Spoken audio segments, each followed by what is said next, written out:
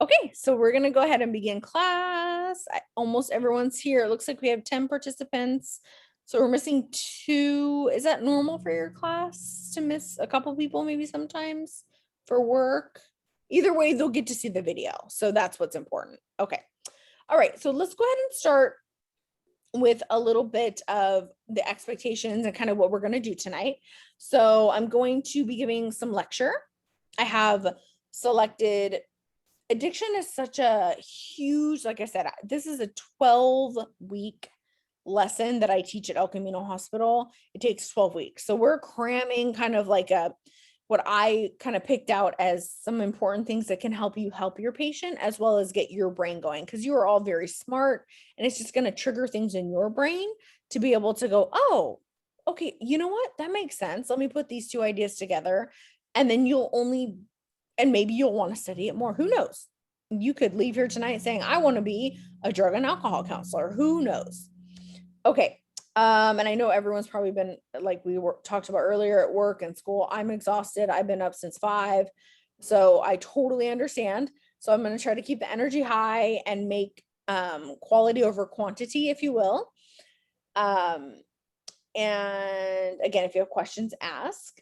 We will watch the 7-minute video because again, I kind of like to switch things up a little bit and not just do one straight thing. So it keeps our brains awake.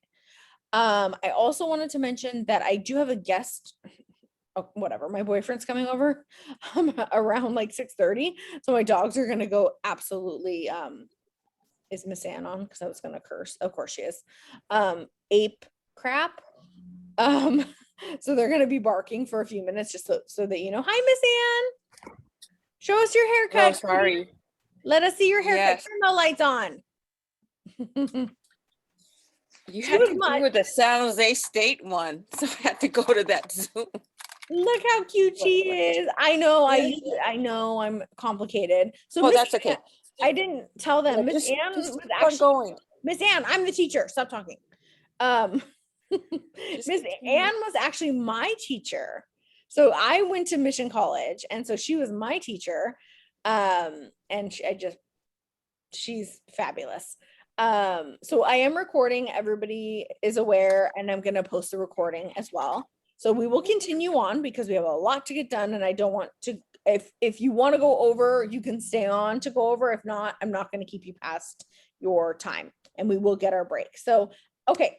The next thing that we're going to have our expectations for tonight is, so after we have our break, I thought that would be a nice time to do the 7-minute video just to kind of wake us up, hopefully a little bit.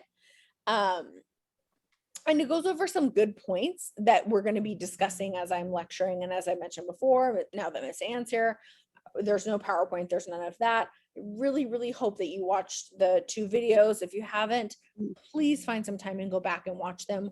One's only like 8 minutes and it talks about a part of the brain I'm going to be talking about. So if you didn't watch it, the connection's not going to really quite make as much sense.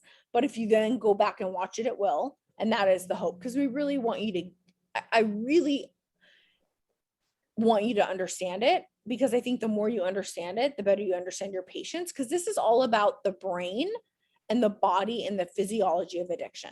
That is what it's about. What is addiction doing to your brain? Is it just like, oh, you suck, oh my God, you just are weak, you're this, you're that? No, I'm going to talk about many, many things. And I will also do a disclosure about, everybody has a different opinion. My opinion is not your opinion, and that's completely okay. I will talk, this is evidence-based practice that I'm talking about. If something's my opinion, I will state it is my opinion. So, and again, we will review the quiz at the end if we have time. If we don't, honestly, like, I wrote down everything to make sure that we cover it. But if we have time, why not? One less thing for you to really stress about, right? So the quiz is due on Saturday. Again, it's under assignments. And then you have 3 assignments. They're very short, but they'll get your brain thinking about how you can better help your population. And it's due next Thursday. I gave you a whole week. That way we're busy people, right? Okay. So first and foremost, we have a very short amount of time. We already talked about that. I'm not trying to influence or really push any opinions of my own. So of course we all have our opinions on, and we're not getting in any debates, but we have our opinions on abortion, on politics, on addiction, on mental health, all of this stuff. And I'm not trying to push anything that I have. For example, I believe addiction is a disease. I will explain evidence-based wise why. Well, it's kind of half and half. Now, does that mean if you don't believe addiction is a disease that you're not going to get anything from this lecture? Absolutely not. Now, I can evidence-based wise explain that addiction, once you cross over from, just using, let's say alcohol, for example, you're just, you have a glass of wine I'm just making this up, every Friday night with your dinner with, let's just say your spouse. It's just a kind of nice little thing you do together. And then all of a sudden it's kind of increasing and you're noticing it's increasing. And usually alcoholism in general is progressive, unlike methamphetamines, which we'll talk about, which tends to be much more, it's a faster road, if you will. And I'll talk about why I think that's important. But I really want the big picture to be seen of what's happening in your brain. What is happening in your brain from just occasionally using, and then all of a sudden you're using because I'm like, oh my God. And I'm not saying if you come home and say, oh my God, I'm so stressed out, I need a glass of wine. That's not what I'm talking about. I'm talking about chronic use, increased use. Now we went from having, a glass of wine a night to 3 bottles of wine a night, or a full handle of vodka. I have several patients that drink, the full handle. And I'm sure those of you who have worked at Gardner or any sort of addiction or mental health type situation have probably dealt with that, or family members, or you're just in your surroundings, if you will. So I do want to make that announcement. I'm not trying to change your mind on it is a disease, you better believe me. But if we can all kind of understand that it does change your brain, that is evidence, it does change your brain. So once you go from use to abuse, and there's this, I wish there was a line like on your body that we could like see, because that would make it so much more tangible, right? It's kind of like a rash. So like, let's say, sorry, Brian, of course, you're on my screen, so I'm just gonna pick on you, if that's okay with you. Let's say Brian has dermatitis, which is inflammation of the skin. I see it, I can touch it, he can explain what it feels like, I can treat it. No one's really gonna probably question that. That kind of equals each other. However, with addiction, it's in your brain, you're seeing behaviors. Why are we seeing the behaviors? You're going to learn that tonight. Why do we see these behaviors of one person that you once knew that would never steal, would never cheat, would never do certain behaviors, would never get behind the wheel of the car under the influence? Why does this happen? And I'm going to talk about that as well.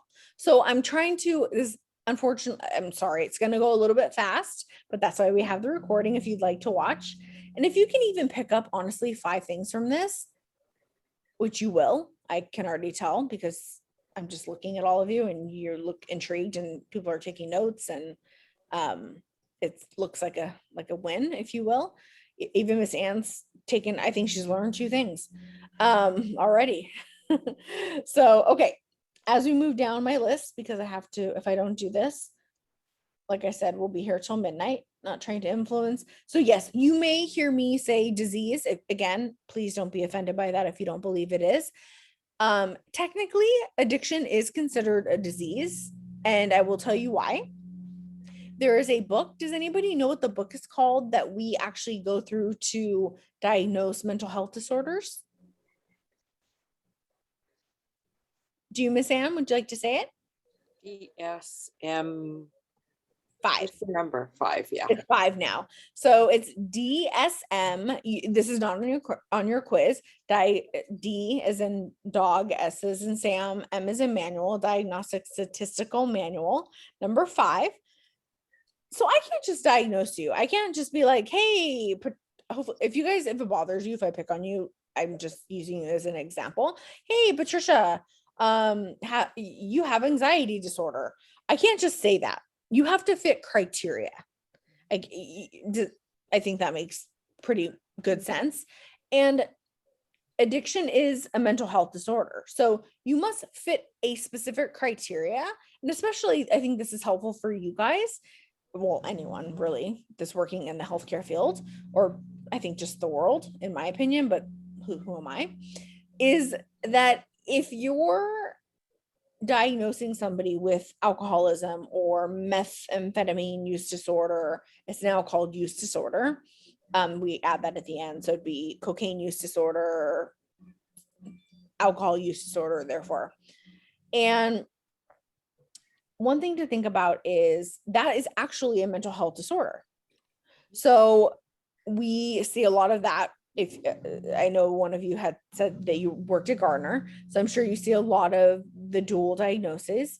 And unfortunately, what happens if you have somebody that's already, and I'm going to be in this is my opinion, 99% of people, honestly, I think it's 100% of people that do struggle with addiction, they do struggle with another, there's something else. It's called dual diagnosis. And that means, does anyone know what dual diagnosis means or want to give an example? Mm-hmm. Please. Yeah. Is it like, for example, like if a person has an addiction, it's because of like some sort of like depression or something that they might have, or something similar to that? That's very similar. Excellent job. So what it means is it's dual diagnosis. It means you have mental health disorders such as anxiety disorder, bipolar disorder, schizophrenia, bipolar disorder. And then you also are struggling with anxiety disorder, depression. Oh wait, I just said all of that. My apologies. So put that over here. Sorry. So that goes over here. And then on the other hand is addiction. So you're struggling with the true mental health disorders such as anxiety, schizophrenia, bipolar, and you're also struggling and diagnosed, not just struggling, diagnosed, my apologies, with alcohol use disorder, cocaine use disorder, methamphetamine use disorder. So you have both. And we never really know, is it the chicken or the egg? Is one driving the other, or did you end up having depression first and then you started using, or because you're using now, you have depleted and changed your brain chemistry? So dual diagnosis is very common, and that makes sense, right? I mean, if you've ever, we all watch TV, I think at some point, or again, maybe know someone. And we've noticed a lot of isolation with addiction. I think that's a pretty common knowledge thing that we see people where, and of course, everyone's different. No one's in a box. I'm just kind of giving a generalized example, but is that Stephanie? Yes, basically what you said is exactly right, right? So you have in your chart, it would say, Stephanie Diaz, alcohol use disorder, bipolar type 2. So you would actually be considered dual diagnosis. So then I would know, and how would I know that? I would know that because you had a psychological evaluation, or depending on where you're getting treatment, they looked in the DSM-5, they diagnosed you, or a psychiatrist diagnosed you, or me in 14 months. I can actually diagnose now, but I mean medication wise. And I can say, okay, I would recommend you going to a treatment facility. And we will also talk about treatment facilities. And we're going to do this in short spurts. I thought that would be better this time. Last time it was kind of all over the place because I get very excited about the topic. So excellent job. Does anybody have any questions about what dual diagnosis means? Because I really want you guys to get some terms in, and I think that's important for your line of work. That makes sense? I think with the explanation that you just gave is, I couldn't understand. That's okay. Do you want me to, I can explain that. No. I understood. Oh, yay. Okay, perfect. Anybody else? Thank you. We're good? Okay. All right. I will continue on. All right. So we talked about the DSM. Okay. So the goal for tonight, as I wrote is basically to understand better of what the term of addiction means, because I think that there's, I mean, of course, we all know there's stigma. Oh, it's the guy or the girl on the street corner with, using drugs, and they're these horrible people. And I'm telling you right now, I've done this for 13 years. I've seen a CEO from, I'm not going to say where, turn up from making, I don't even know how much money, to being on the street and talking to himself, because he changed his brain chemistry so much. He then ended up having mental health disorders. I mean, I've seen so much. I mean, I could give so many examples, but I'm giving that kind of, of course, shock factor example. And it is just, I mean, it's heartbreaking no matter what. And I will self-disclose, both of my parents unfortunately died from addiction. And I think that's one reason why I'm so passionate. That's actually what all my tattoos, so if you see me flashing, I have tons of tattoos, and it's all mental health and addiction, to like show like, yes, we've got to make a change. There needs to be a change. And finally, I believe insurance companies, and we're starting to see a change in the industry of treating the disease. It's here. One moment. Sorry. I made an announcement, and at the end, that the boy is coming. He's here. Okay. The dogs are good. You're good. Everyone's good. Okay. So we'll continue. So as we were going down, so I have several different points that I'll make. And again, since we have limited time, and of course we need a break, I'm sure you all will need a break very soon. That I'll give the information, and I'll have you have time to ask a question, or I'll ask you a question, and just like Ms. Diaz answered, and we'll go from there. So at this point, does anybody have any thing they want to add, or questions, concerns about the expectations of tonight? I want you to learn some addiction meanings, terms, how the brain changes, I think is absolutely imperative. And let me tell you why. Depression. We're all familiar with depression. I can almost guarantee every single one of us has felt depressed. There is many different types of depression. There is circumstantial depression, an animal passing away, a loved one, you're going through a hard time. There is depression to the point of where you may have to be hospitalized. And the reason I bring this up is that I kind of hold this in my head, and it bothers me when I see it. However, we also need to be culturally sensitive. And I really wanted, actually didn't write that down, and I'm glad I brought it up, because there's different cultures, and cultures see things differently. Are they wrong? Absolutely not. If someone doesn't believe in addiction or depression or mental health, do you think it's going to be helpful as someone who's there to support them, like you guys are, to say, well, you're wrong? And no, it's all about how we explain and we do our best. We can't change the world. We're not going to be able to help everybody. And we have to kind of, unfortunately, sit with that uncomfortable feeling. And like I was telling Ann yesterday, I've been very fortunate that I just somehow, you build upon it. You just learn through time. But again, I do want to make that very known, that culturally, and I'm not going to mention any cultures because that's not important, because it could be any culture, or it doesn't have to be a culture. It could be a religion. It could be anything. It could just be a human being, right? Okay. Changes. Okay, so now we have kind of the expectations of what I'm planning on doing tonight. It's 6:41 right now. We will take a break by 7, so don't worry. You'll get your break. You'll get your 15-minute break. We'll watch the video. So I do want to start with the term of nobody wants to be an addict. Nobody wants to. I've never met anybody, and again, I've been doing this 13 years. So I've probably treated thousands of people. I have not once in my entire life met someone that said, I'm so glad that I'm an addict, or I'm addicted to cocaine, or I'm addicted to alcohol, or whatnot. And we're going to talk about another type of addiction, because I think it's important you understand that or understand another type of addiction, but it's not. Well, we're talking about it, so we'll bring it up now. So there's two types of addictions. There's substances, which I think we're all familiar with. Can we name a couple? If I call on, do you guys mind if I call on you? So Barbara, can you name an addiction for me, a substance use? Marijuana. Perfect. Thank you for good one. Yes, excellent. Valerie? Probably like over-the-counter drugs too. Oh, Stuff like I'm so glad you said that. NyQuil and all that stuff.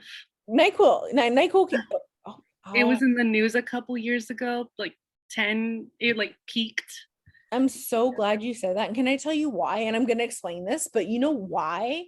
I point, sorry, because I get excited. So you know why that NyQuil is considered to have the potential to become addictive because it has alcohol in it. However, alcohol, if you actually look at the back, now this is liquid form. The gel caps don't have alcohol in it, just for fun. I'm not going to get into it because we don't have a lot of time, but the gel caps do not. So if you had a patient, for example, who was talking about, your scope of practice, so I'm just going to say what I'm going to say, but what you're allowed to do and not allowed to do. But for example, if you have the gel cap form, you do not have alcohol in them. So you've had a patient who is really worried about their recovery. And when I say recovery, that means somebody that has stopped using drugs and alcohol because they feel that they had a problem with it. Maybe they went through treatment, what have you. Now the liquid form does anyone know why? It's really interesting. And if you don't, I don't expect anyone to know. I'm guessing the capsules would melt over time, or they would degrade from the alcohol. I've never heard someone explain it like that, but that's actually that's not incorrect and a very interesting way of explaining it. Yes. So what Brian is basically saying is very good. Thank you. Is that the liquid? So if you think about the concentration of something, so if you're reading the bottle of NyQuil, at the bottom, so at the top it says active ingredient. So active ingredient would be an ingredient, and I know you just did medication management, but I love medication. So I have to explain this. Active ingredients are what is actually meant to do. So what is NyQuil actually meant to do? It's meant to help with decongestion, help you basically, hopefully sleep. It's not the alcohol that's making you tired. It's actually something else. It's not important. It's Benadryl, basically. It's doxylamine, which is very similar to Benadryl that they add in it.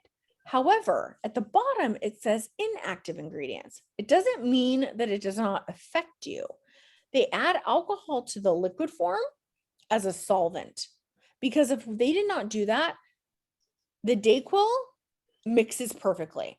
The NyQuil, you will not get the same dose. So if I poured Brian a dose of NyQuil and there was no alcohol in it, and then I gave, let's say, like, is it Andrea? If I gave you some as well, you would not get the same dose. So they add alcohol as a solvent, so it keeps it nice and mixed. But as Brian mentioned earlier, if you have a capsule, you're just taking the capsule, it's going to dissolve all at once, right? So that makes sense. So anything that has the potential to be addictive, I'm going to talk about that. And that's really, really important. So we have alcohol, we have cocaine, we have heroin. And if you guys didn't know, heroin is an opiate. If you didn't know that, some people don't know that. It is an opiate. Amphetamines,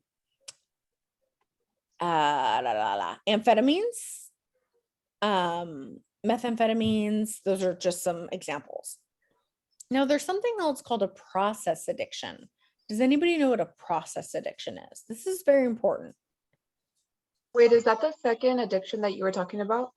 So, I like that you said, oh God, we need like 4 hours, Anne. I can't, or we need two classes. No, because it's such good questions. And so that would actually be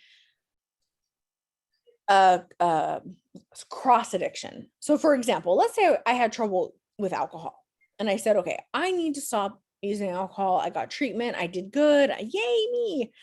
All of a sudden, I'm going to feel this huge emptiness, which as we go down, we'll learn why, of like, oh my God, like my best friend's gone. Like it's not here. My brain feels uncomfortable. Recovery is difficult. It's really hard. It's hard. It's like losing weight. That's how I like to give the example, especially in the beginning. The beginning is really hard, right? You lose the 50 pounds, you work your butt off, and then you maintain. I'm not saying it's easy. You don't have your bad days, but we don't want to relapse, right? And everybody understands what relapse is, using again. So there is cross addiction. So I have this emptiness, and all of a sudden, a lot of the time you'll notice, wow, food is tasting better. I'm eating a lot of chocolate. So weight gain tends to happen in the beginning, especially for women. And I always have to tell them, give it 3 months, just relax. It's going to be okay. We can manage this. Or, oh my God, all of a sudden I'm shopping more, because we're just trying to get that feeling of good. And that is actually the next on our list to talk about. So hopefully that will tie it into what you're talking about. So that's cross addiction, where we're kind of trying to fill the void of what we're not using anymore. So process addiction in itself is a process. So gambling. So is gambling an addiction? It can be, absolutely. Is masturbation? Or could it be? And I'm going to explain why, by the way, or how you know.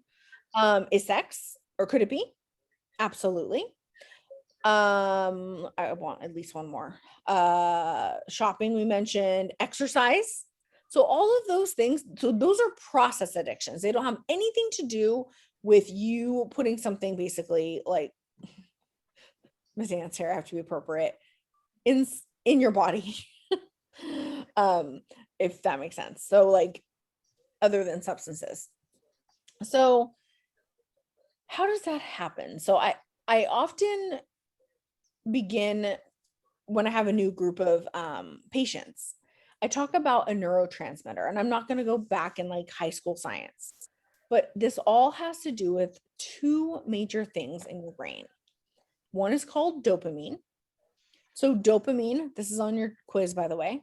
So dopamine is the most closely related neurotransmitter to addiction. So neurotransmitters, they're in your brain. That's how they communicate. They all do several things depending on what they're doing in the brain and where. So me being able to do this, I wouldn't be able to move my arms up and down if I did not have dopamine, because it helps with movement. However, dopamine, if you guys had watched, or did you guys pull up that picture of the reward pathway? If not, I'm going to share it with you just real quick, because I think it's important for you to see it. Let me share it with you right here. So this is the reward pathway. This is what I would consider where addiction lives. So when I say the word depression, what do we all think about? Serotonin, right? I'm going to keep it very simple. There's much more to it, but that's it. The reward circuit or reward pathway, this is where addiction ends up falling and ends up living. And if it did not fall here, we could probably cure it.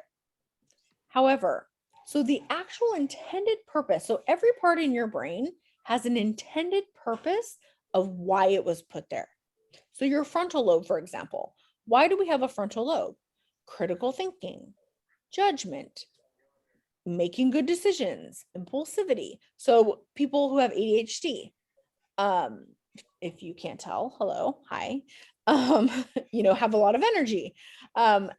There may be something in my frontal lobe that is a little bit off or something, because I'm impulsive sometimes.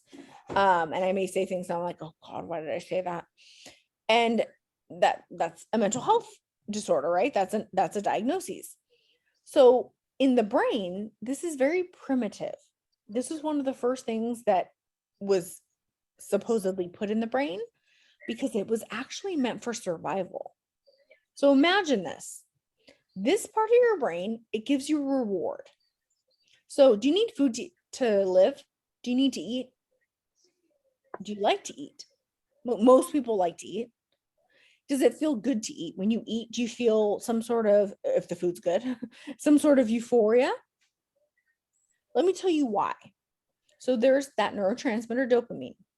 So again, I have all these reasons, but I'm going to focus on 3, because if you can get those 3 down and make it tangible, like, wow, oh my God, this is actually happening. I find that to be very powerful. So we have the reward pathway. It's deep, deep in our midbrain, deep in the brain. Now, do you need to remember all these terms? No. Do you need, or do I hope that you have an understanding of what's happening? That's my hope. So we have the reward pathway. I call it pathway. It's deep in my brain, and each part of this, so hippocampus is here, all these little areas, and these are all in different parts of the brain, but these all make it possible. And let me explain it. So right here, we call it the VTA. You do not need to remember this. Just to remember the reward pathway has, where does addiction live? This is on your quiz. Addiction lives in your reward pathway. That's where it lives. It lands right in here. It loves it. And it's because of all these parts, the hippocampus, the amygdala, the VTA, the nucleus accumbens. Because of all these areas, this is what makes addiction keep going. Again, if it would have landed in any other part of the brain, we could have probably cured it. They're working very hard at the National Institute of Drug Abuse to end it or cure it. They can't find the gene, but they're working very hard. Maybe I'll be a part of it. I don't know. That'd be really cool. That's my dream. So, okay. So let's do a little imagination here. So let's say I am sitting at home and I'm a heroin user. I'm using heroin and I'm using an IV.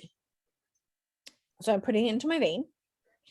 And as soon as I shoot up that heroin, this part of the brain right here, the VTA, is going to release what neurotransmitter?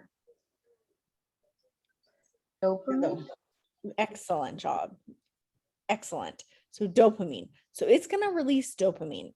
And you see over here, it's dopamine. Really focus on this. GABA and glutamate are important, but we only have so much time. So I really want to hit the highlights. So dopamine. And it's gonna go just around and around and around, and it's hitting all these different pieces, and they all play the role. And I'll give you an example. So let's say, again, I'm a heroin user and I'm driving home and I have not used. I want to become sober. It's really hard. It's hard. And that will come up after the break. Why it's so hard? Because of the changes that happen in your brain. And it's devastating to see somebody go through it, because again, who wants to be 800 pounds? Did we mention that food is food, and can that be an addiction? Has anyone seen My 600-Pound Life? Absolutely. When you're 600 pounds and you cannot control your eating, do you think people are looking at you like you're disgusting? Do you think that feels good? Do you think that person wants that? Nobody wants that. So that's what I like to remember. But I also I want to explain, we'll get there. Okay, so you have your hippocampus here. So your hippocampus is memory. So this is on your quiz, by the way. Hippocampus is memory. So restore memories. So I have a memory of me using heroin. To me, that's a positive memory. So I'm associating that with the positive feeling, right? Because dopamine creates euphoria. So just like I mentioned earlier, when you're eating, you're getting euphoria. The euphoria creates the reward, and then reward creates reinforcement so that you are wanting to do the behavior again. That's why when you smell food, what happens to your mouth? It's happening to me right now because I'm hungry. It waters. Yeah, I'm watering right now. Exactly, because sweet boyfriend who's cleaning up dog poop in the bathroom brought me dinner. And I just said something nice and now he comes out. I said something nice about you. I said something nice about you. Say thank you. He's in nursing school. So that's what happened. So I'm smelling the food, and that's considered a craving.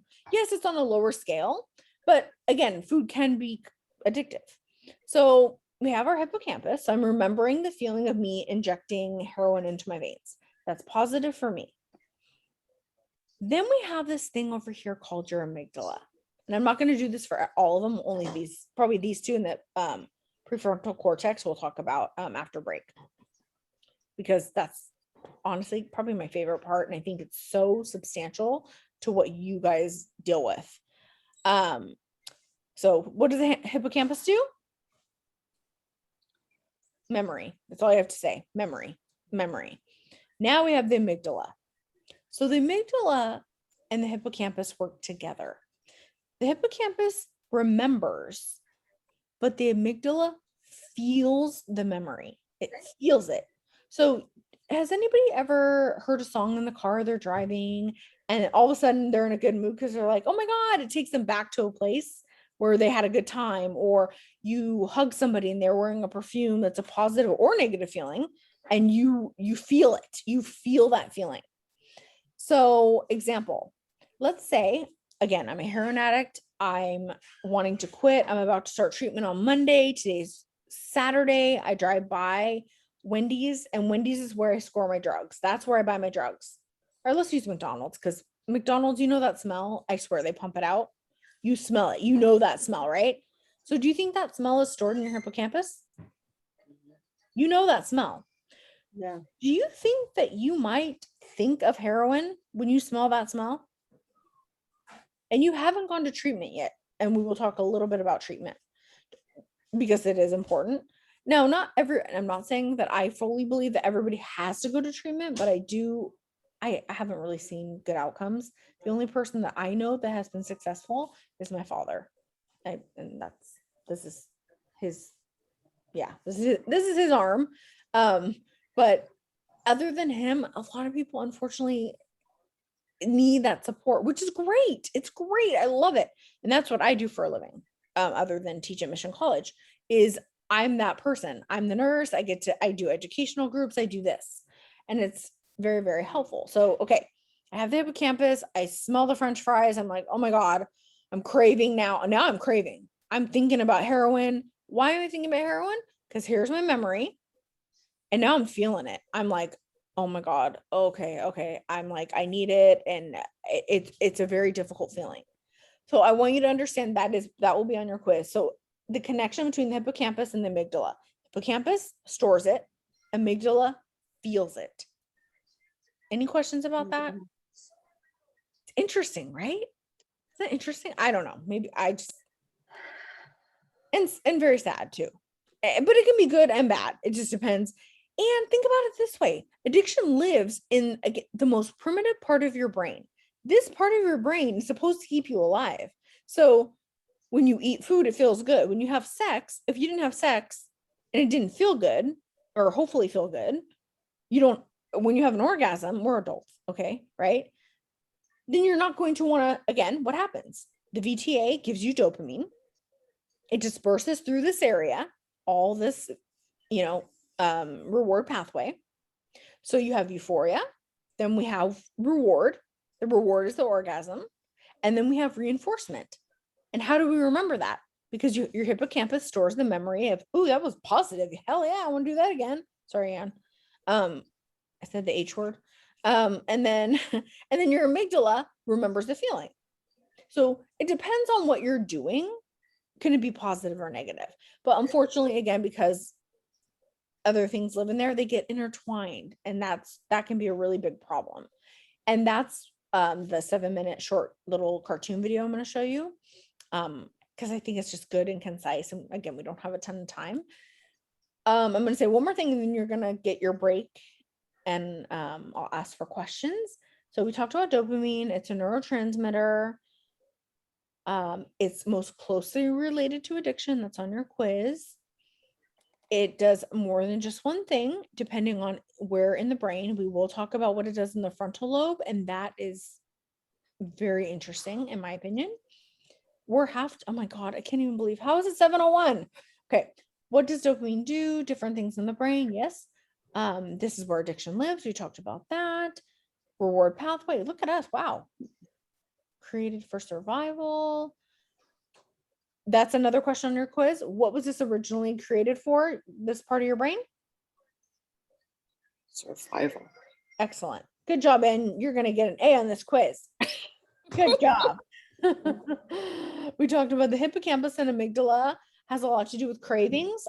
There may be something on the quiz about that. Again, we will go over the quiz at the end, just kind of briefly, if we have time. Okay, I think this is a good time because then we get into vulnerabilities of addiction, because there's vulnerabilities to many things, genetics, all sorts of things. So I would like to talk a little bit about that. So I know that you guys get a 15-minute break if I am correct. So it is 7:02 right now. So if we can come back at 7, I can't do math, help, 17, that would be fabulous. And we'll talk about, I think we'll start direct, we'll see. I don't know how I feel. I think maybe we'll do vulnerabilities. Yeah, we'll do vulnerabilities and then the video. And then I only have one more page after. Wow, I can't believe I'm actually on time. And oh my God. Okay, so now it's 7:03, so you have till 7:18. Enjoy your break. If you think of any questions, I'm happy to answer them. And I'm going to stop sharing this. Okay. Go to the bathroom, go get some water, coffee, wine, whatever you fancy. As I'm doing an Can I agenda. ask you a question during the break? Of course you can, Brian. Oh, can you put up that slide real quick? Yeah. I just want to ask this question because I know you know this answer, but Of course. so we talk about, I always hear with first time addictions, and like I love going fast on my motorcycle, and the first time was always the best. I've always tried to replicate that every time. Yep. So why is that? Is it the memory that's already there that makes it not as special? Why is that? And I know that's part of the reason addictions keep going. They want that first feeling, right? So what's the reason behind that? That is number 7. And we are on when we come back, we're on number 5. I answer that in question number 7. And that is a Awesome. beautiful question, by the way. As a side note, what you said about your motorcycle and that feeling, and I'm not pointing you out, it's like, oh my God, he's going to become someone who's addicted. But there has been a link between thrill seekers, again, not everybody, where if you seek thrill, sometimes that can kind of cross over too. So the reason I'm mentioning that is because you guys are working with a health population. We always want to be looking for everything and looking out for like potential things, but that is an excellent question. And you're absolutely right what you said.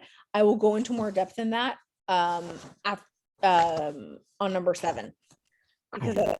a Thank huge you. part of it. And that's actually my favorite part. So wonderful question. Okay. So Thank you. no, absolutely. Of course. And you guys, again, if you can stay after and you have more questions, you're more than welcome to. I have till like 8:15, 8:20. So if you need more, or you can email me or whatnot. So it's 7:05. So you have till 7:20. So enjoy your break and I'll see you guys back. Okay, Amanda, great. Thank you. I'm gonna take a break too, because Me too. I gotta go. thank you. No, you're coming back, right? Oh, yeah. Okay. No, but I have to. Apologies.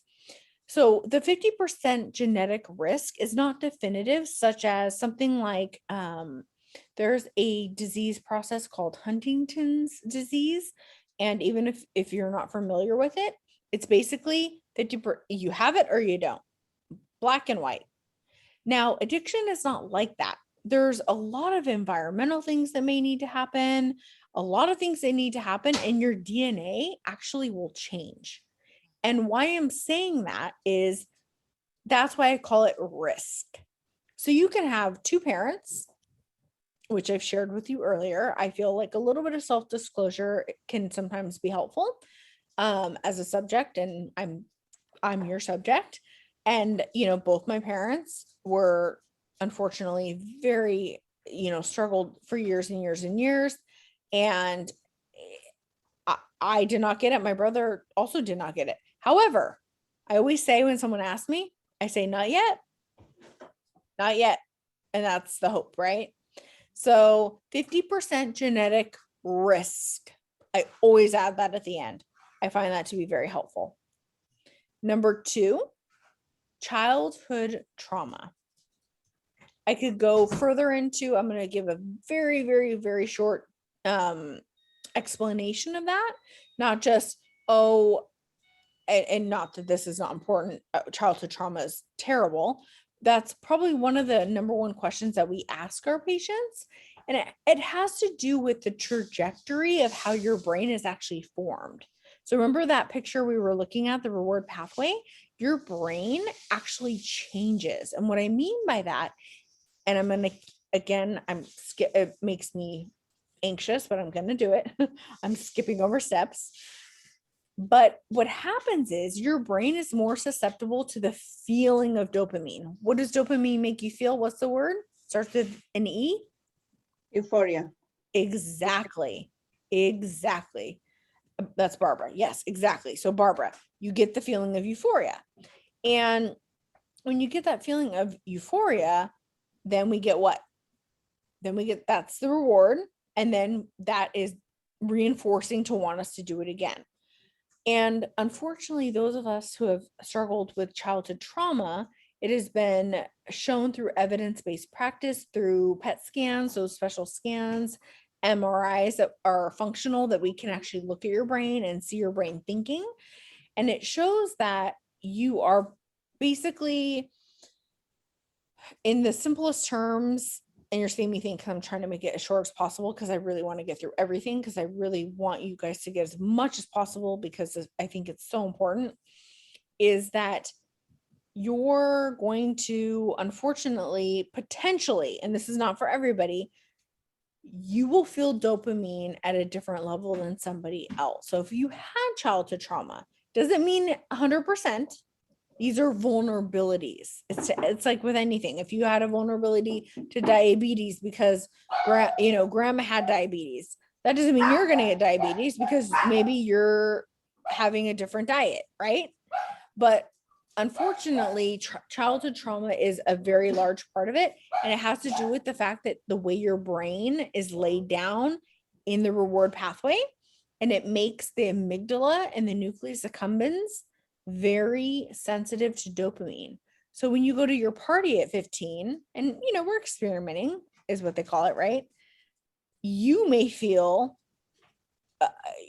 cocaine and some a little bit of weed. Oh, it's no big deal. We're just gonna have a Corona and snort some cocaine and no big deal. You may feel it more than someone else that doesn't have the vulnerability. Now, is that 100%? Of course not. But I'm just giving you the general big picture. Okay, so we have genetic risk. I'm sorry, 50% genetic risk. This is on your test as well, by the way, your quiz. Second is childhood trauma. The third one, which I think makes a lot of sense, and we talked about it, so we won't go too deep into it, would be a mental health. I don't like to, me personally, say illness. I like to say mental health diagnosis.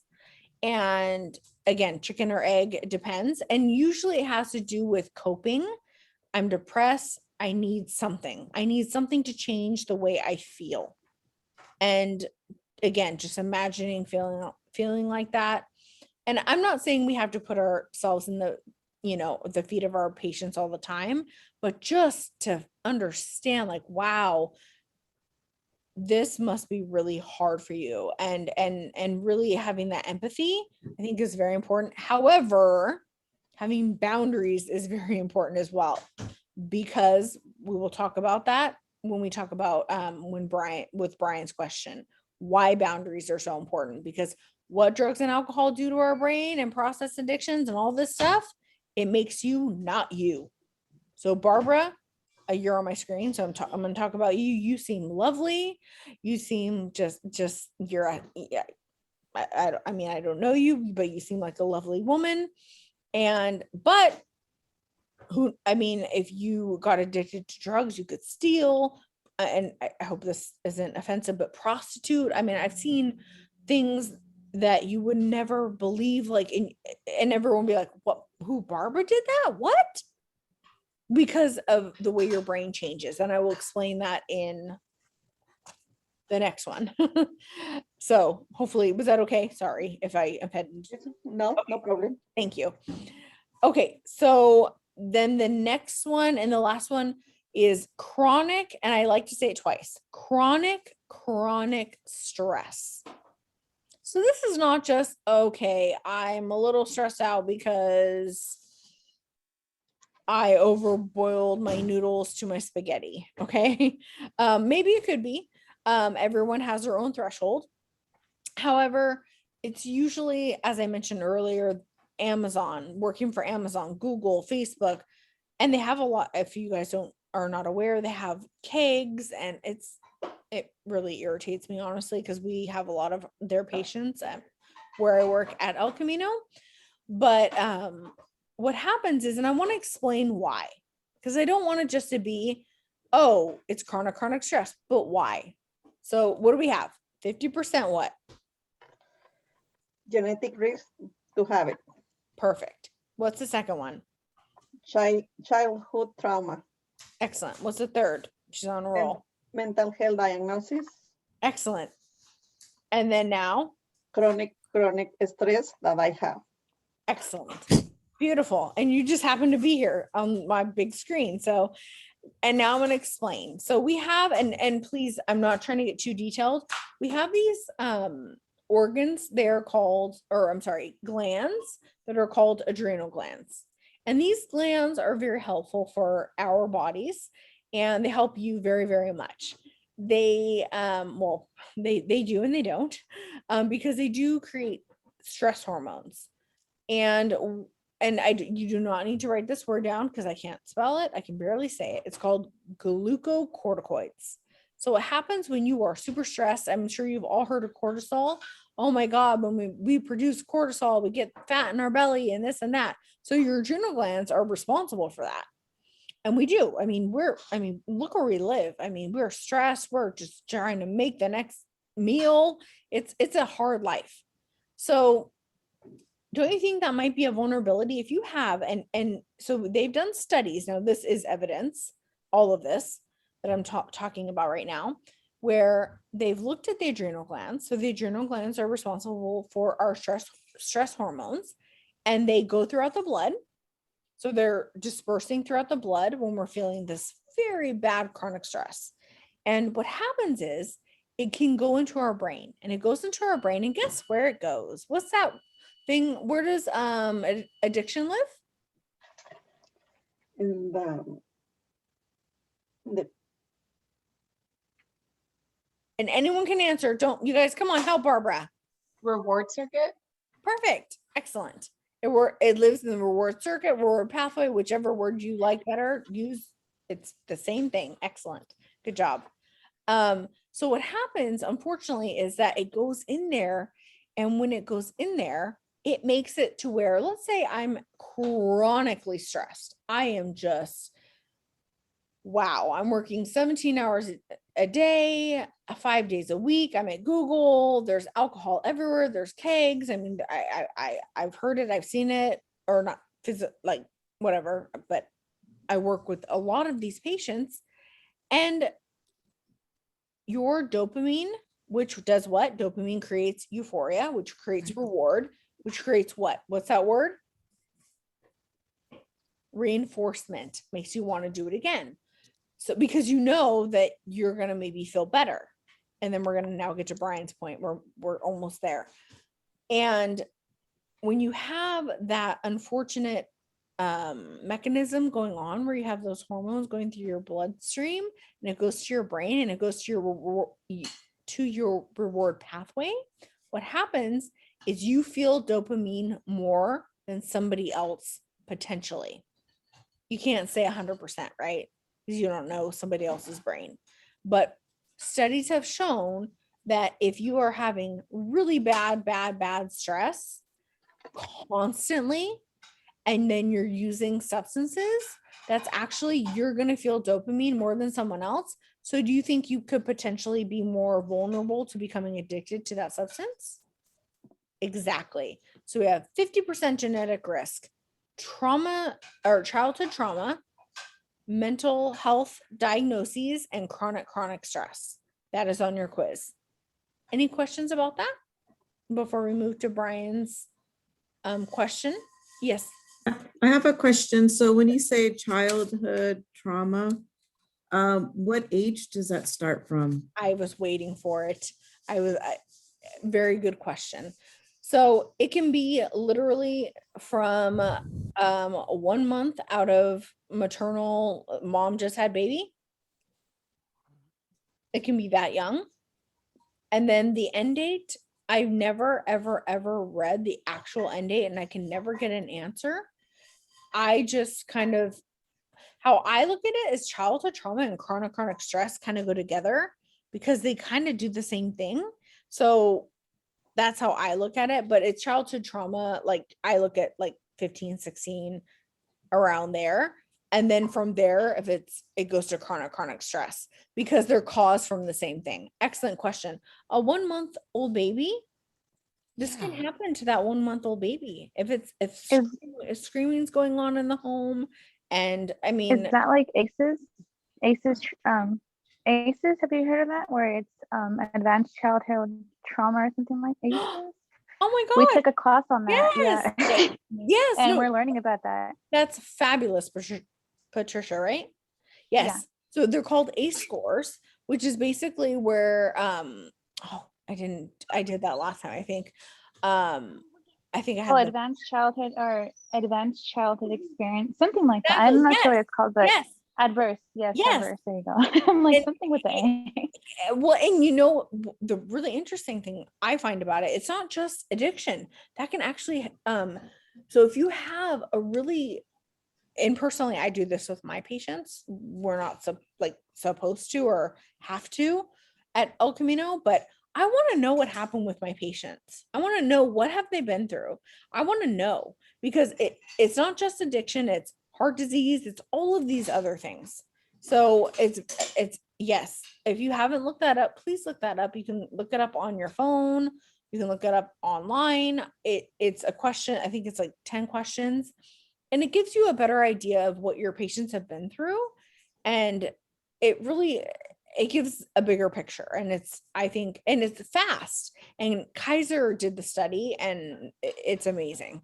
It really blew people's socks off. Like, oh my God, like these children are having these horrible experiences, and now look where they are now at age this and that, and now they're having heart attacks and this, and yeah. Thank you so much. And they can remember at age 1 and 1 Mhm. month and articulate it, that it's a foggy thing, but they remember Yep, when they're very young, yep, all these things. And then the parents can kind of say, hey, that's what was happening. yeah, Maybe there's conflict with the parent and the mother or father, or the two mothers or two fathers. I don't care what the situation is, but the parents had conflict and they could hear it. yeah. Wow. And you hold on to that. And Yeah, I didn't know it was 1 month. I thought it was young, but absolutely. I mean, Wow. from birth and right when you come out. yeah. I know the Yeah, babies can listen to parents' voice and they will turn their head at the mother and father because that's what they're Yeah. hearing through the utero. Yeah, I know that, but and it'll change it can have the ability. Now, if it's obviously like, I mean, we're all humans, we have little spats and this and that.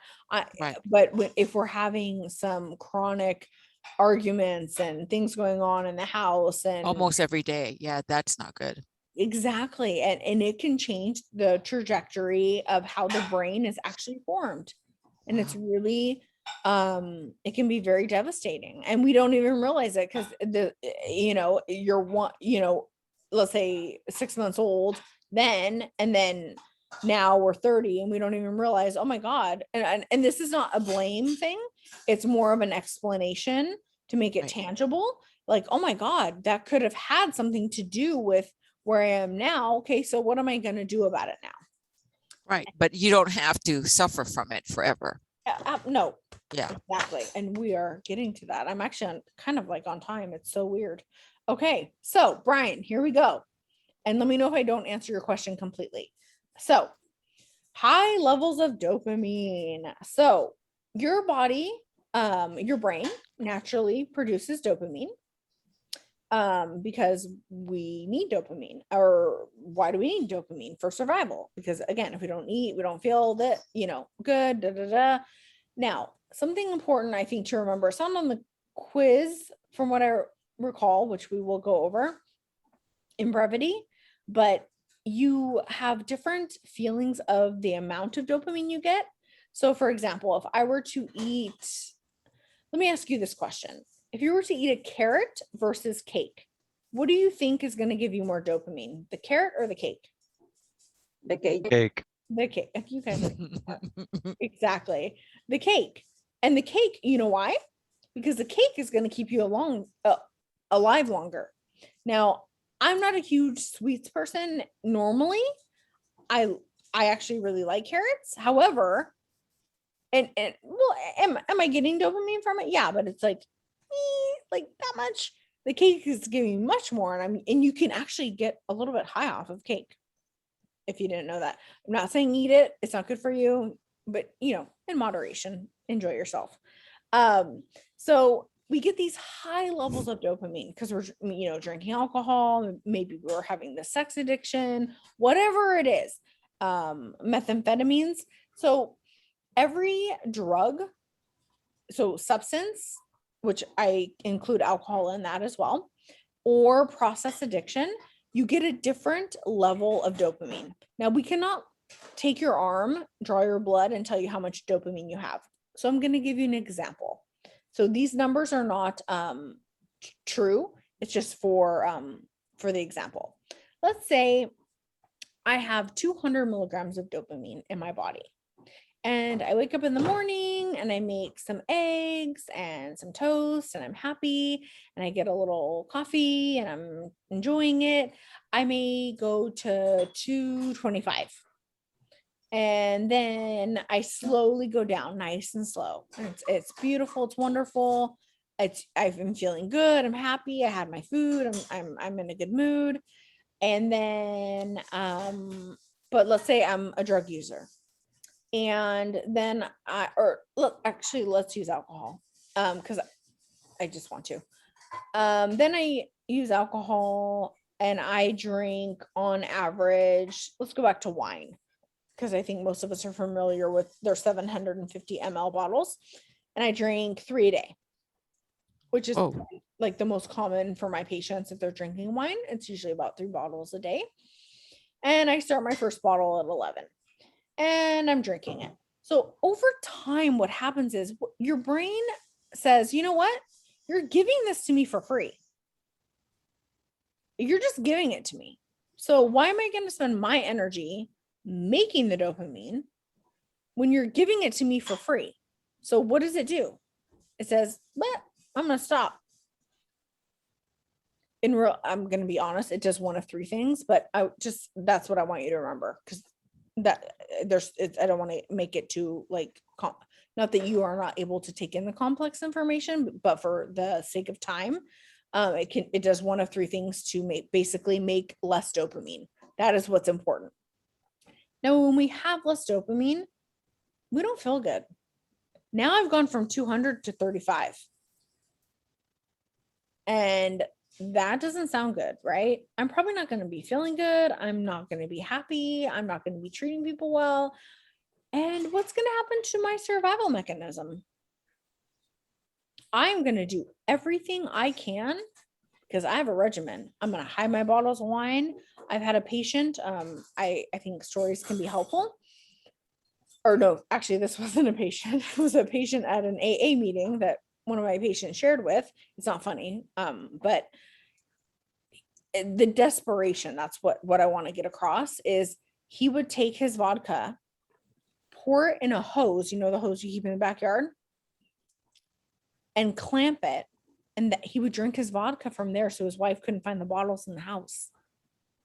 And I mean, that desperation of doing that, I mean, it's very sad. It's very, very, very sad. We're smart, we figure it out, right? Eventually, but then he got sober and he got help, and that was great. So once we get these very high levels of dopamine in our brain, your body, it does what's called homeostasis. It needs to equal it out. So your body stops making it. Then you create what's called tolerance. So then you need more, right? Well, I need more. I need more. I need more. I need more. I need more. You're not even drinking for pleasure at this point. You're just drinking to feel normal, because you're going to get shaky. You're going to get sweaty.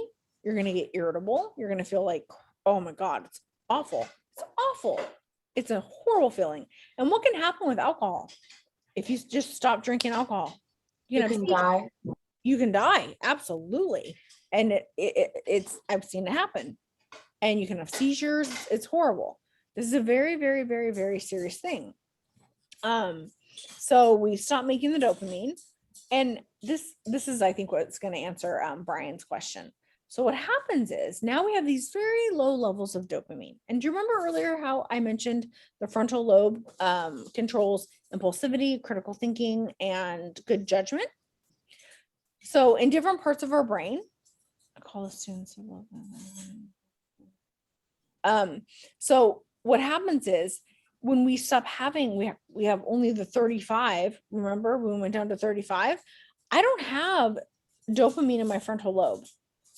And I need dopamine in my frontal lobe. The dopamine in my frontal lobe, that is what controls, again, you don't need to necessarily, actually you do. I think this is a quiz question. They're called D dopamine 2 receptors in your frontal lobe. And when dopamine parks in them, that's what gives you your critical thinking, your judgment, and your impulsivity. So now all of a sudden you have like no dopamine. And so you have very, very little function up here. It's almost like having a gunshot wound to the head or an accident to the head or a stroke in the frontal lobe. So do you think you're going to be able to make good decisions? Now, exactly. I do want to say this. I'm not saying, and I always tell my patients this, I always say, especially to, I'm not being sexist, but to the men, I say, okay, do not go home and say, the nurse Amanda said, I'm not making good decisions because my D2 receptors are not working well in my frontal lobe. You cannot do that. Do not put it on me. And they laugh and it's adorable because they're just adorable. I just love them.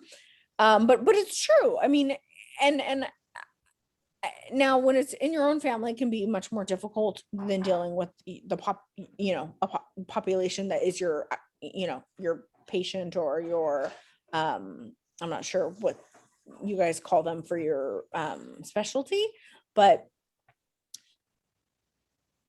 it makes it tangible. I can put my hands around that. I can think, okay, well, how are you able to use your brain if your brain is not able to use itself? You have a brain dysfunction at this point. Once you've crossed over, remember we said use, abuse, and addiction. Once you've crossed that line, your brain has changed. Now, can it change back? Absolutely. So first and foremost, Brian, did I answer your question?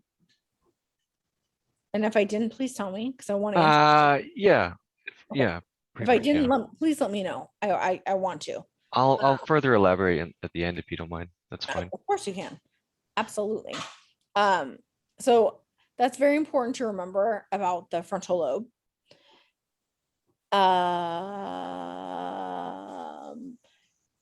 The good thing is about the brain is it can heal.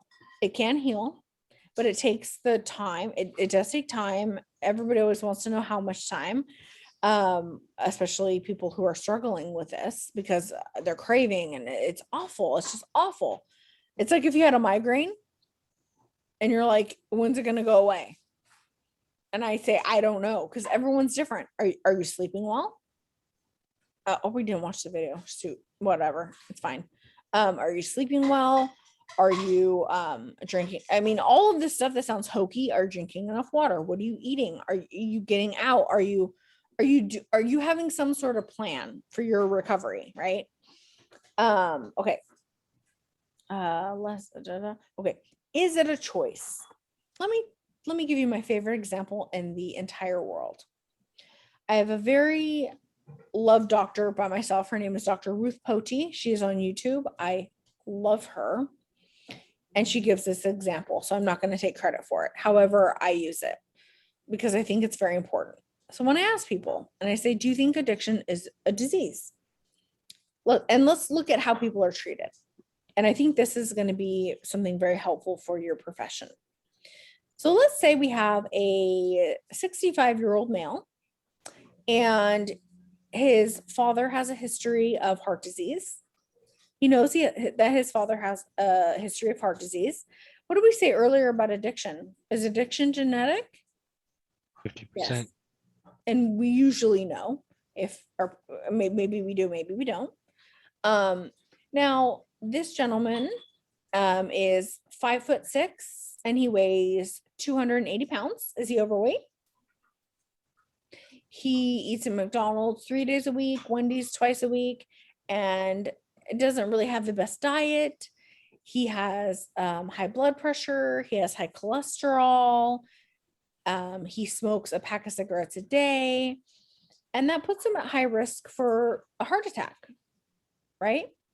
And unfortunately, one night he has a heart attack.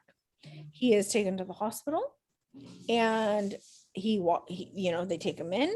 They do the best care possible. Is there shame usually to that? Do people come up to someone and shame or blame them for that? No, at least not from my experience. He's taken care of. He's gotten a gym membership. I mean, insurance is a lot for this. Should he be saved? Absolutely. However, this is a thing I normally hear with addiction. Well, they started on their own, so it's voluntary. Well, so did this guy. He's eating bad. He's smoking cigarettes. He's not exercising. His dad died of a heart attack. He has genetics. He knows. Again, is he a bad person? I don't think so, in my opinion.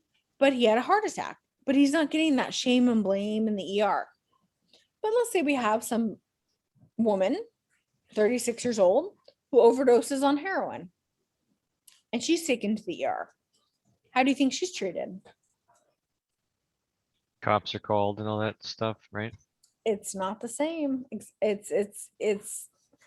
it depends, of course. Again, I'm not trying to put anything in a box, but it's very different. Do you see how it would look so different? But it's the same thing if you really think about it, right? If you feel that way, that's how I feel.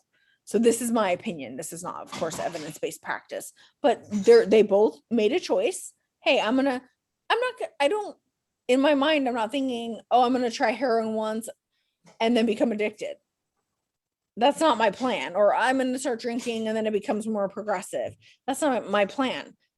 Same thing with this guy who had a heart attack. It's not his plan to have a heart attack. It's awful. So I find that to be a very good example to kind of hold in my head and I'm just a very empathetic person in general. And again, this is what I do. This is what I've dedicated my entire life to. So, we'll see. Any questions at this point? We have 2 more points to make before we end the class. And if you don't, that's okay. We can wait till the end. Okay. So medications. We're not going to, of course, I'm going to literally talk about 3 things, and it's going to be very quick. I would love to teach about all the cool medications there are right now. Oh my God, we are advancing like crazy and it's amazing.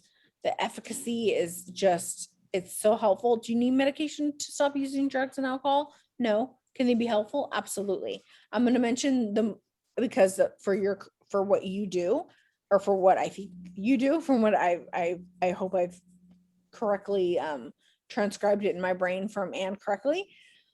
Antabuse. What is antabuse? Does anyone know what that is? Perfect. So this is the one that's the most commonly known, I think, by people that have been in the world of addiction. And antabuse is a medication. It's called an aversion therapy. And what that means is that when you take it, so you take it every day, and if you were to drink when you're on it, it makes you very, very sick. So it's not doing anything to your brain. It's just making you scared to death to drink.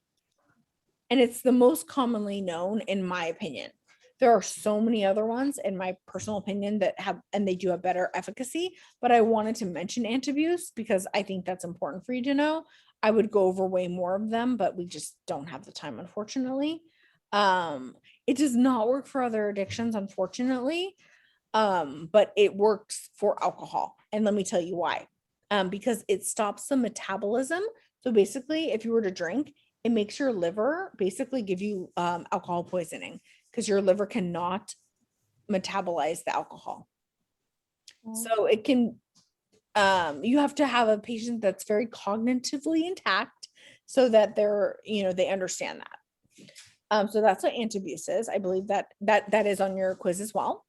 The next one is on your quiz as well. It's called Narcan. This is very important. Narcan, Narcan. If somebody is having an opiate overdose, and you can buy this is free at the pharmacy. You can go to the pharmacy. I have one in my car. It's nasal or IM usually, or in the muscle. I prefer the nasal. Because people have like their jeans on, it's just easier. If somebody is overdosing from opiates, you can just, well, not just, I mean, it's traumatizing. You can give them what's called Narcan. It will pull all the opiates off the receptors in their brain. Get the hell out of the way. I've been hit twice. That was the one time, my first time I was ever hit. He didn't mean to. He apologized profusely, but you go into immediately withdrawal. You are not in a good place mentally. He was completely out of it. So Narcan is, if you overdose, it pulls it all off the receptors. You go straight into withdrawal. Now, most important thing, call an ambulance. Narcan's half-life is like a minute. So they could go right back into dying. Usually you have to give 2 doses, then the ambulance gets there and then they take care of them. So that's very important. That's something to kind of, when you're looking at charts or whatnot. So Narcan and antabuse, now And this is on your quiz as well. Unfortunately, they do not have anything for stimulants. So cocaine, Adderall, I won't use these on the quiz, I just say stimulants, or methamphetamines. We don't have anti-craving drugs for those. However, even though we don't have anti-craving drugs for those, couldn't we use something if someone was having trouble sleeping or they were depressed, or we could still give medications that could help them. It's just not FDA approved for that specific reason. So, and again, we're going to go over the quiz. If you want, you don't have to stay on. We're almost done. I'm on number 10. And then 11 is to go over the quiz. I cannot even believe, oh my God, Anne, this has never happened. No, Amanda, you're awesome. I don't know how this is happening. I usually You're good. I made a plan. So number 10 is treatment. Now, this is a question on the quiz. There are different levels of care. So if you have somebody, and this is, I'm trying to pull from the question. If you have somebody that is going to treatment, everybody's different. I'm going to just stick with 2, inpatient and outpatient. Outpatient is probably, I'm assuming, I know for Gardner, there's a lot of, that's outpatient, Gardner. Yeah. That's outpatient. So they come 3 days a week. I have one as well. I can't tell you the name. It's not open right now because of COVID. And they come 3-4 days a week. And that's where I work at El Camino. And it's great. Some people do really, really well. And some people, unfortunately, they do not. They need a higher level of care because they continue to relapse. And that's okay. That's fine. We need to get you to a place where you can get the help you need. And that's called residential treatment. So I want you to know what that means. Does anybody know what residential treatment means? To go to a special place where they, I don't know. Like rehab, right? Yeah. If you live there. It means you 3 just like hit every point. Exactly. Everything you just said. So it would be like going for 30, 45 days, 60 days, 90 days. You live there, you get a lot of care, and that is residential treatment. That's on your quiz. And another thing on your quiz, it is unequivocal. The longer you are in treatment, the better the outcome. So if you can be in treatment for 60 days and then go to an outpatient for 60 days or whatever, or however long their treatment is, then go to something else or whatever it is, the longer treatment is forever. It's like cancer. You don't just treat cancer and you're over it, right? It could potentially come back. It's a reoccurring thing that can happen. You have to stay on top of it, basically. So now I have gone through all 10 things that I really kind of wanted to get out. Would you guys like to go over the quiz? I just have one question. Of course. To be able to start a recovery process, or of course they need what they need or to accept or to recognize that they have a problem and they need help. Do you mean the individual person? Uh-huh. That is a very difficult thing. And this is where it comes down to boundaries. And it honestly, it's that person. It usually it's, I honestly don't like the term hitting rock bottom, but it is that point of, and I didn't mention this earlier, when we hit real addiction, it's your life is falling apart. You're, losing certain things those are the real things that show addiction. Like I lost my husband's threatening to leave me, or my wife, or take my children away, or this or that. And everybody's different, but we can't make anyone do anything, but we have to set those boundaries and not enable. And that is the hardest thing, especially for family members.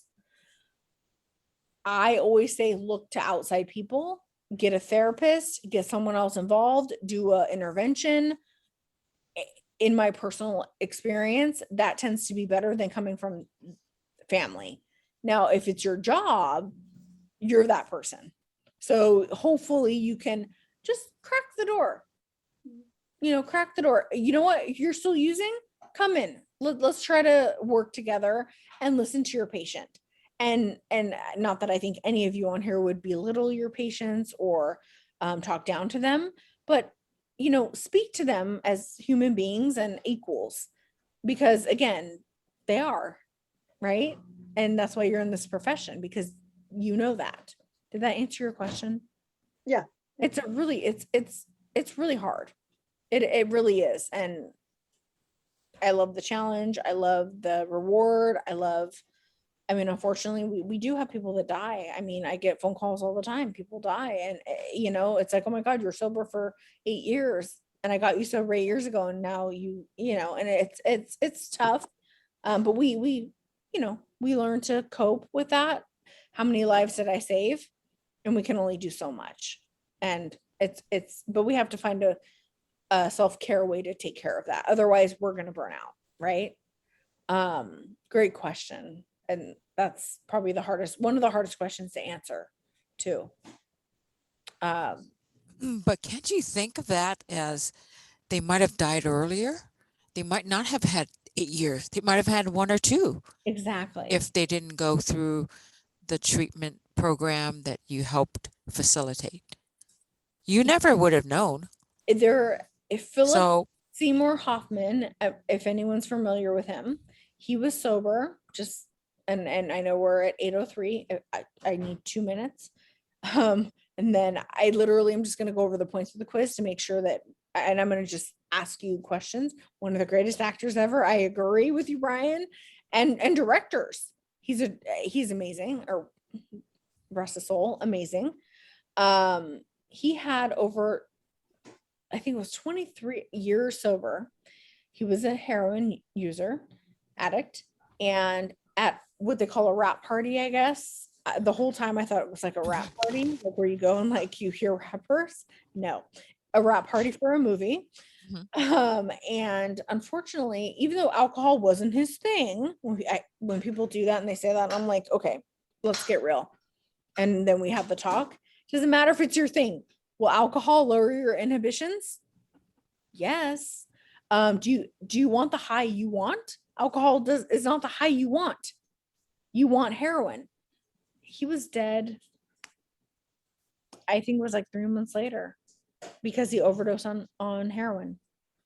23 years sober. We never get complacent. You never get complacent. Wow. And every time I show a video at my work, I cry. I'm human. I've been doing this for so long. I mean, I don't bawl, but I just can't. It breaks my heart because this is real. This is a real struggle that people are going through, and it's very it's just really, really hard.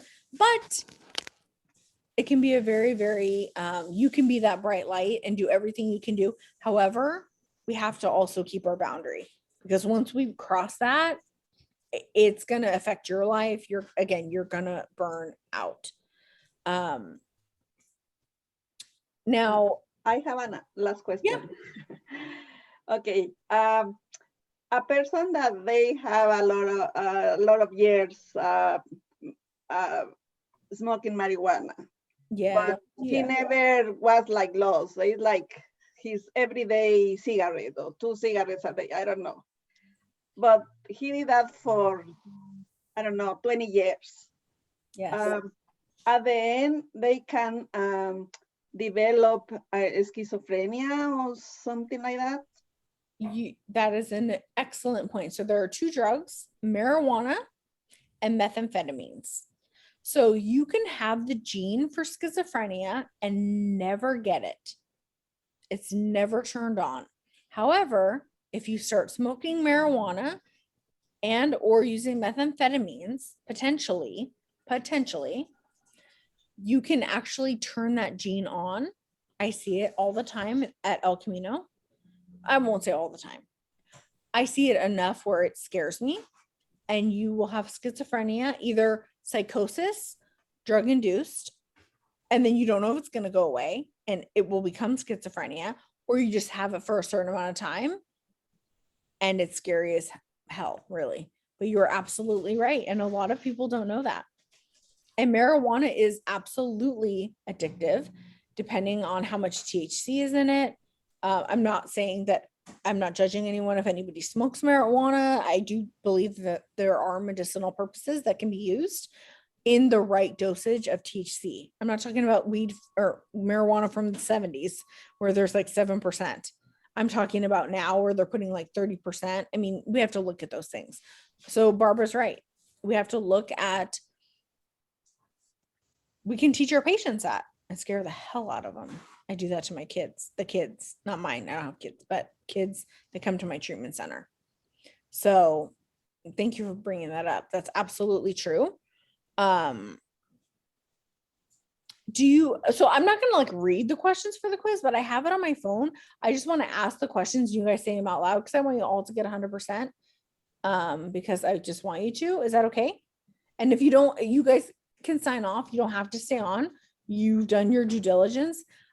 And thank you so much for sitting here listening to me. You're so welcome. Thank you guys. Oh yeah. What about technology addictions? Hell yeah. Oh my God. Yes. Video games, screens. Do you see a lot of that all the time? And they tend to go together with certain things like gaming and marijuana, not all the time, but they tend to go together. And it's just about stimulating the brain, and it does create dopamine. So anything that creates dopamine in the reward pathway has the potential to be addictive. That's one thing I did not say. I know we lost one person, so I think they're good with the quiz and they probably are exhausted. Amanda, thank you for the, oh, thank you. Okay, so everybody answer together. Which neurotransmitter is the most closely related to addiction? You guys, starts with the D. Dopamine. Get it together. Thank you. Perfect. There's only 10 questions on the quiz. And again, it's due, I think, on Saturday. And then your homework is due. It's very short on a week from today. Residential treatment is usually for about how long? Months. You got 30 it? days plus. Yep. Perfect. What are the 4 vulnerabilities of addiction? 50% genetic risk to have it, childhood trauma, mental health diagnosis, and chronic stress. Excellent. What medication will make you throw up violently if you take it and drink alcohol? Antabuse? Narcan. Or is that the other one? Interviews. Antabuse, but you caught yourself. Very good job. So antabuse for the violently throwing up. What is, if you overdose on opiates, what medication will hopefully save your life? Now save it. Narcan. Narcan. That was my bad, sorry. You should be. We just learned this like 15 minutes ago. Great job. Perfect. Okay. Evidence-based practice, no longer around addiction, potential. What am I talking about?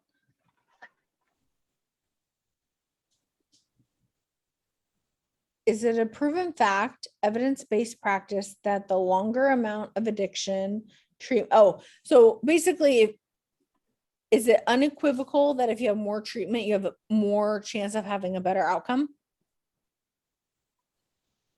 So if I went to treatment for 10 days versus 90, which one am I gonna more evidence-based wise have a better potential outcome?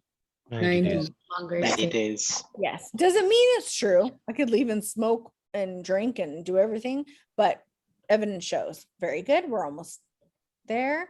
Very good. Give me two examples of a process addiction. Shopping. Boom, you got the right answer. That's the one on the quiz. Gambling. Yep. And true or false, do stimulants have a medication to help with FDA approved anti-craving? No. Nope, you got it. Two more left. 8, 9, 10. Two more left. I don't fuck. 3 more left. What part of the brain is considered where addiction lives? Reward circuit. Oh my God, you guys are so smart. I love it. Thank you for listening. We talked about Narcan. And last but not least, which two parts of the brain are the parts of the reward pathway that play a large part in memory? We talked about 2 of them, one that you remember it and one that you feel it. Hippocampus. Yep. And then the other one. Amygdala. Amygdala, which is like my favorite word in the world. Exactly. Very good. Yay, you guys. It's so good. Very good. So anyone that needs to sign off, I completely understand. It's 8:12. I kept you a little bit over. I appreciate your time. And again, I wish we had even more time, but it is what it is. If you have any questions, feel free to ask Miss Ann for you have my number. So you can text me, or if you ever need any help for a referral or anything, I'm here. Don't hesitate to text me. I'm happy to help you. Just say, hey, I'm so-and-so from that one class you taught with Miss Ann, and I will help you. I promise. I'm always here to help anyone. Does anybody have any, so you can go if you need to, of course, because you have lives. And then if anybody wants to stay around for any questions, I have about 10 minutes.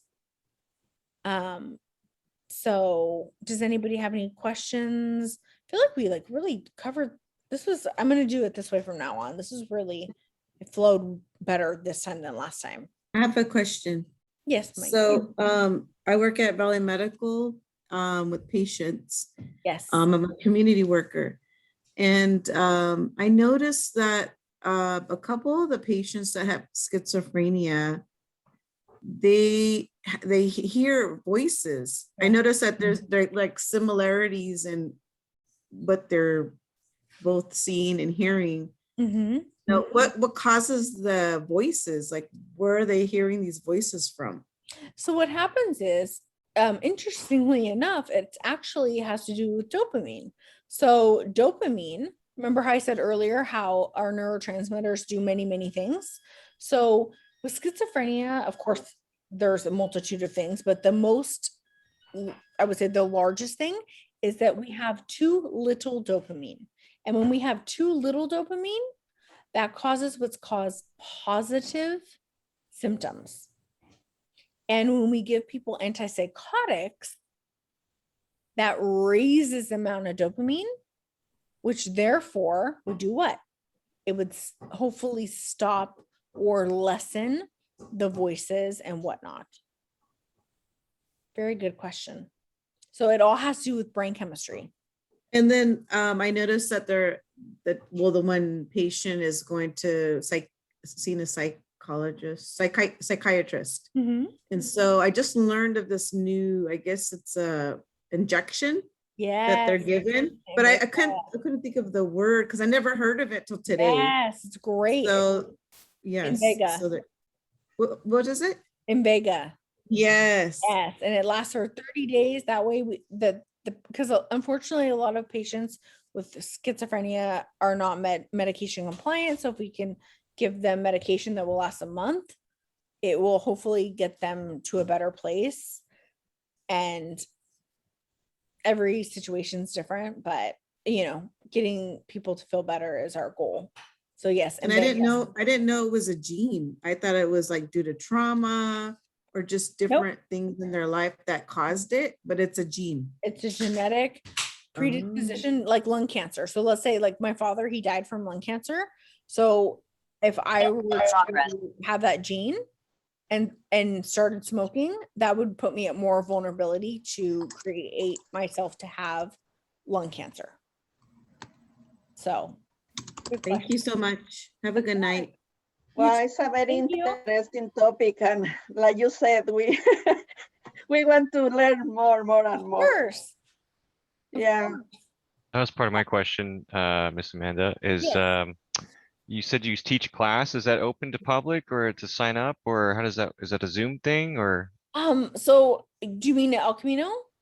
Yeah, the 12, 13 weeks or whatever it is. So you would Is actually, that, so you would have to check in as a patient. Oh, okay. I'm only laughing because you don't need the treatment, but you actually have to qualify. So you go through this whole psychological 2-hour basically thing, and you have to be an addict, and then you would get into that it's called a group, and then I teach that group. Now, however, I'm hoping that at some point, maybe, I don't know, Miss Ann's on here still, maybe we can add more addiction training into, because it seems to be like mental health, like maybe do one mental health, maybe one addiction. I mean, that's how we learn every time, because I think that seems like people are really interested in that. Definitely. Yeah. And again, if you have any questions, or I have so much stuff I can send, and like videos I made, and just give me a text, and I'm more than happy to help, give you as much education as you would like. Cool. I appreciate that. Thank you. course. And before, I just want to say this was our last Zoom call, right, Miss Ann? Yes. Oh my God, well, really? I just want to say thank you so much for the semester. We're definitely going to stay in touch. You've been Yeah, awesome. And thank you, Miss Amanda, as well. of So course. thank you, Miss Ann. No, I think a lot of the topics, this is, like I said, it's an intro. I mean, the whole class, the second class is only 8 days, and it's 2-hour days. That's it. And the first class was a month, 8 days. So these are intro classes, and they don't take the place of a whole semester long class. Right. That way you could have mental health for more than 2 days. You could have addiction for 2 days and mental health for maybe 2 days. You understand what I mean, Amanda? This I is an do. intro. Oh yeah, short- this is the short one. Short one, just to get people where they know what the definition is. That's about it. Man, you A love my little bit dogs. about- I brought my dogs on camera for you.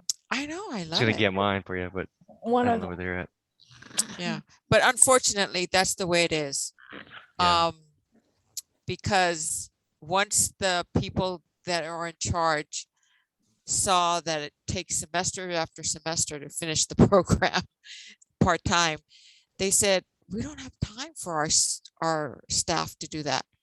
We need a quick survey of all these different topics. So that's what I gave them. Thank you for that.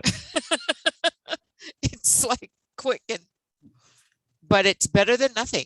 It's better than not having a program. Yep.